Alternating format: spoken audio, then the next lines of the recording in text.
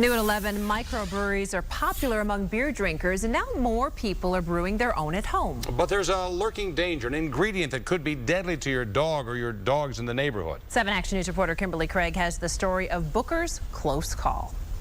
Booker's a 3-year-old golden retriever. He's my closest friend. He's with me all the time. You'll often see Jason and his dog Booker outside the business he co-owns, the Farmington Brewing Company. And you never know it by looking at him now, but recently Booker had a brush with death, and it had to do with hops, a plant used in the beer brewing process, and it can be lethal to dogs. It's a terrible way to die. It happened when Jason was picking Booker up from his dad's one day.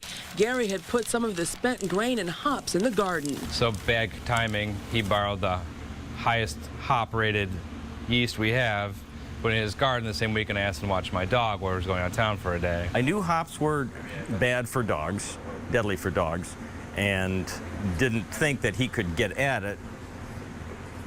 However, his claw marks in where I dumped it shows me that, you know, he really wanted to get to it. He stretched his leash to get to what he was smelling. He went outside. We just sat down to eat breakfast. As soon as I brought him in, he threw up all over the carpeting. It was obviously green, which is a very common color for hops. And Jason knew he had to act fast if Booker was going to survive. Basically, uncontrolled temperature. They overheat from the inside. Imagine the worst fever you could ever have. It causes malignant hyperthermia, so their body temperature goes over 105 and 106.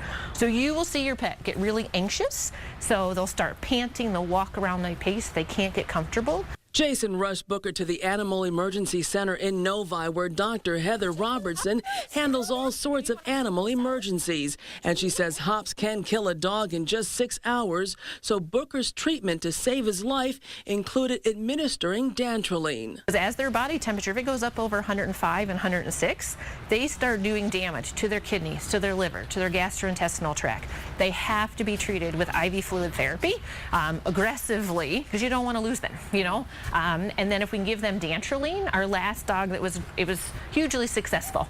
And unfortunately, Dr. Robertson expects more dogs to come in suffering from hops toxicity. I think we're going to start seeing it more and more and more as you have people doing the home breweries at home and more microbreweries pop up. We're going to see it more and more. My advice is home brewers typically put all their waste grain with their hops in one big pile.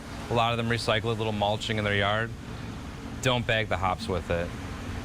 They're really bitter. Dogs typically won't go to them, but mixed with yeast like we had, mixed with grain like very common with homebrewers, you end up with something that dogs do love. And something that could be deadly. In Farmington, Kimberly Craig, 7 Action News.